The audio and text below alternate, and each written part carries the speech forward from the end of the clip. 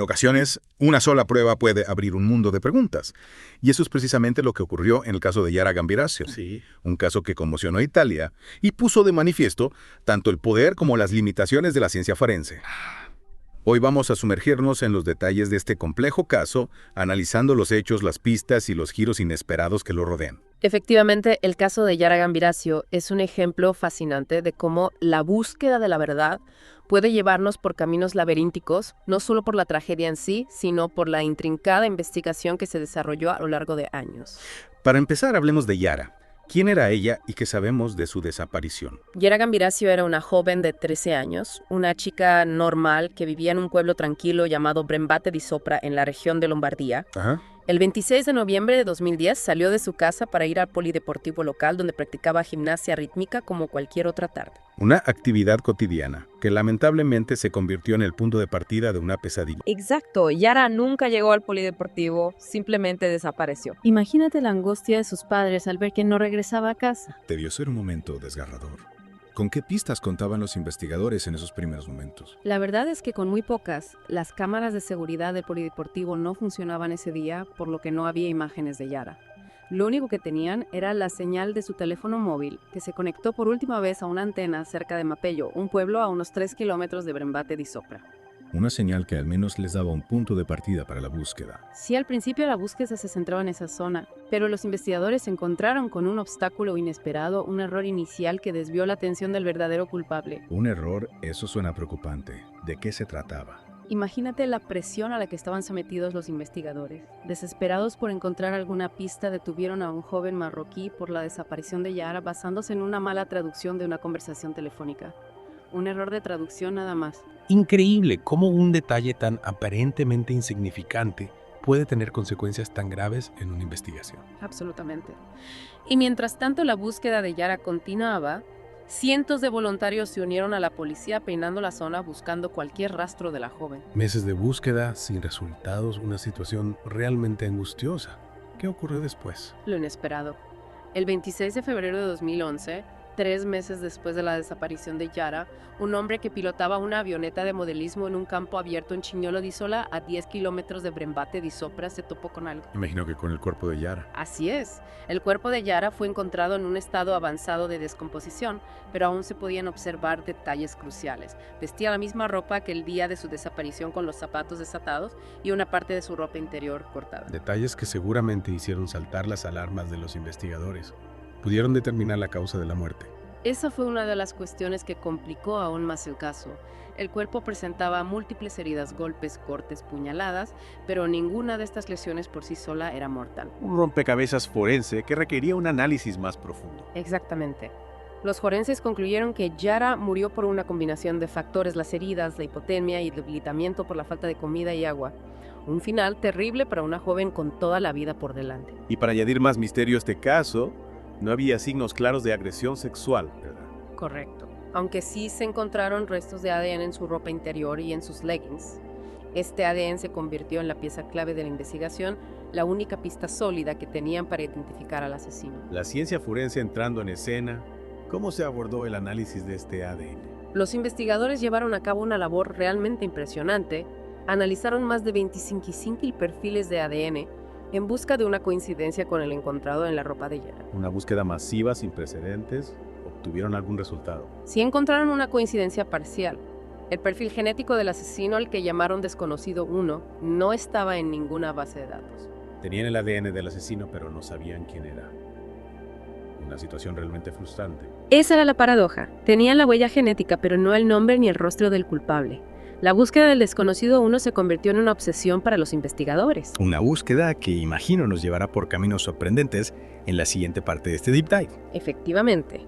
La historia del desconocido 1 está llena de giros inesperados y nos adentra en el fascinante mundo del análisis genético forense. Retomamos nuestra inmersión en el caso de Yara Gambirasio, justo donde lo dejamos con la incógnita del desconocido 1, esa huella genética sin rostro ni nombre. Un enigma que parecía imposible de resolver. ¿Cómo lograron los investigadores avanzar con tan poca información? ¿Cómo se busca a alguien que no sabes quién es? Es como buscar una aguja en un pajar, ¿verdad? Pero la ciencia y la perseverancia a veces hacen posible lo imposible. La búsqueda se centró en encontrar a alguien con un perfil genético similar al del desconocido 1. Para ello analizaron miles de muestras de ADN de hombres que vivían en la zona. Un trabajo titánico. ¿Y cómo lograron dar con la persona adecuada en medio de tantas muestras? ¿Qué les hizo sospechar de alguien en particular? No fue una sospecha, sino una coincidencia genética. Entre todas las muestras analizadas, encontraron una que tenía un haplotipo del cromosoma, y muy similar al del desconocido 1. Haplotipo del cromosoma. Para quienes no estamos familiarizados con la genética forense, ¿podrías explicarnos qué significa esto? Claro. El cromosoma y se hereda de padres a hijos varones. Simplificando, es como una firma genética masculina que se transmite de generación en generación. Si el desconocido 1 tenía un haplotipo del cromosoma y similar al de la muestra que encontraron, significaba que podían estar emparentados. Es decir, que no buscaban al asesino directamente, sino a algún familiar suyo a través de esa firma genética que mencionas. Exactamente, era como seguir las migas de pan dejadas por el ADN a lo largo del tiempo. A partir de esa muestra con el haplotipo similar, los investigadores empezaron a rastrear el árbol genealógico buscando algún familiar que pudiera coincidir con el perfil del desconocido 1. Una búsqueda del tesoro a través del ADN. ¿Y a dónde les condujo este rastreo genealógico? A un hombre llamado Giuseppe Garinoni, un conductor de autobús que había fallecido en 1999. Tras analizar muestras de sus familiares, descubrieron que Garinoni era el padre biológico del desconocido 1. Habían encontrado al padre, pero él ya no estaba vivo. ¿Cómo continuaron la investigación a partir de este hallazgo? El siguiente paso era identificar a la madre del desconocido 1, la otra mitad de la ecuación genética. Para ello, se centraron en una variante genética particular, un alelo poco frecuente en la población local que el desconocido 1 había heredado de su madre. Buscaban una característica específica, una huella genética materna que les llevara hasta ella. Exacto. Y tras una búsqueda exhaustiva dieron con Esther Arzufi, las pruebas de ADN confirmaron que ella era la madre del desconocido 1. Ya tenían a ambos padres. Una pieza fundamental del rompecabezas. Conociendo a los padres, el siguiente paso era lógicamente identificar al hijo del desconocido 1. Efectivamente, Esther Arzufi tenía 2 hijos y uno de ellos era Massimo Bossetti. Massimo Bossetti, el nombre que resonó en toda Italia. ¿Cómo obtuvieron su ADN para confirmar la coincidencia? De una forma que podría parecer casual, pero que algunos consideran providencial, lo detuvieron en un control de tráfico rutinario y le hicieron una prueba de alcoholemia. A partir de la muestra de saliva que le tomaron, pudieron extraer su ADN. Una prueba rutinaria que se convirtió en la clave para resolver el caso. ¿Y qué sucedió cuando compararon el ADN de Bossetti con el del desconocido 1? Coincidencia total. El enigma del desconocido 1 finalmente tenía un rostro y un nombre: Massimo Bossetti, un albañil que vivía cerca de la zona donde desapareció Yara. Años de investigación, miles de muestras de ADN, analizadas, un complejo rastreo genealógico y al final la solución del caso se encontraba más cerca de lo que imaginaban. Parecía que la pesadilla había terminado, que la justicia había prevalecido. Eso pensaron muchos. Sin embargo, el juicio contra Bossetti no fue un camino de rosas. La defensa puso en duda la validez de las pruebas de ADN y presentó diversas teorías alternativas. Un nuevo capítulo, en este caso lleno de giros inesperados. Tendremos que esperar a la tercera parte de nuestro Deep Dive para desentrañar las controversias del juicio y las teorías que aún rodean el asesinato de Yara Gambirasio. Te espero en la próxima entrega para seguir explorando las complejidades de este caso que conmocionó a Italia y al mundo. Retomamos el caso de Yara Gambirasio con la identificación de Massimo Bossetti como el desconocido 1. Un momento que en principio parecía cerrar el círculo de una larga investigación. Ciertamente, el hallazgo de la coincidencia genética con Bossetti fue un punto de inflexión en el caso. Sin embargo, como mencioné al final de la segunda parte, el juicio no fue tan sencillo. ¿Qué ocurrió durante el juicio? ¿Qué argumentos presentó la defensa de Bossetti para refutar las pruebas de ADN? La defensa se centró en un aspecto muy específico del análisis genético: la ausencia de ADN mitocondrial de Bossetti. En la muestra encontrada en la ropa de Yara, argumentaban que si el ADN nuclear era de Bossetti, el ADN mitocondrial también debería estar presente. Para entender mejor este argumento, recordemos qué es el ADN mitocondrial y por qué es relevante en este caso. A diferencia del ADN nuclear, que se hereda de ambos padres, el ADN mitocondrial solo se hereda de la madre. Es como una huella genética materna que se transmite de generación en generación. Entonces, la defensa de Bossetti argumentaba que si él era el asesino, su ADN mitocondrial, esa huella materna debería haber estado presente en la muestra junto con su ADN nuclear. Exactamente. Y para añadir más complejidad al caso, en la muestra se encontró un ADN mitocondrial que no pertenecía ni a Yara ni a Bossetti. La defensa lo llamó desconocido 2 y lo presentó como prueba de que había otra persona involucrada en el crimen. Un nuevo desconocido entra en escena. ¿Cómo respondió la acusación a estos argumentos? La acusación mantuvo que el ADN nuclear era suficiente para incriminar a Bossetti y que la ausencia de su ADN mitocondrial podía deberse a diversos factores como la degradación de la muestra o la contaminación durante el proceso de análisis. ¿Y qué explicación ofrecieron para la presencia del ADN mitocondrial del desconocido 2? Argumentaron que este ADN mitocondrial extraño podía ser una contaminación de la muestra, algo que puede ocurrir en casos complejos como este, donde se manejan muchas evidencias.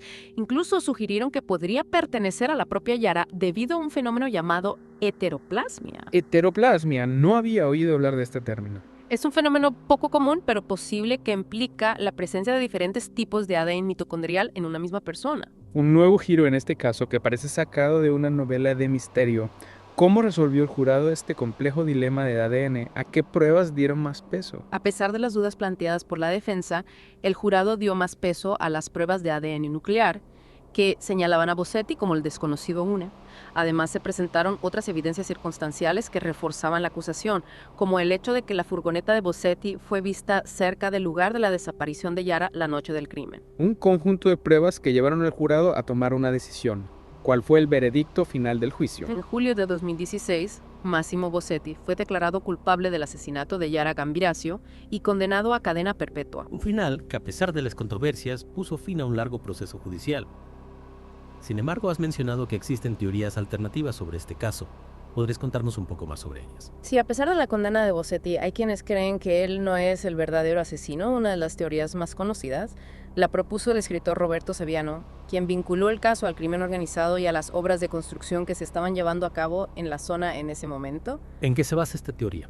¿Qué conexión establece Saviano entre el asesinato de Yara y el crimen organizado? Saviano señaló que el padre de Yara trabajaba para una empresa constructora que estaba involucrada en un caso de tráfico de drogas. Sugirió que el asesinato de Yara pudo haber sido una venganza del crimen organizado contra su padre. Una teoría que sin duda añade un nuevo nivel de complejidad al caso. Hay pruebas que respalden esta afirmación. La verdad es que no hay pruebas concluyentes que vinculen directamente el asesinato de Yara con el crimen organizado. La teoría de Saviano se basa en conexiones y especulaciones, pero no en pruebas irrefutables. Entonces el caso de Yara Gambirasio, a pesar de la condena de Bossetti, sigue envuelto en un halo de misterio. Así es un caso que nos muestra el poder de la ciencia forense para resolver crímenes, pero también nos recuerda que incluso con pruebas aparentemente irrefutables, siempre puede haber dudas y preguntas sin respuesta. Un recordatorio de que la búsqueda de la verdad puede ser un camino complejo y que la justicia a veces no es tan simple como un veredicto en un tribunal. Muchas gracias por guiarnos en esta inmersión profunda en el caso de Yara Gambirasio, un caso que nos invita a reflexionar sobre las luces y las sombras del sistema judicial y sobre la fragilidad de la vida humana. Gracias a ti por la oportunidad de compartir este caso, que sin duda sigue generando debate y cuestionamientos.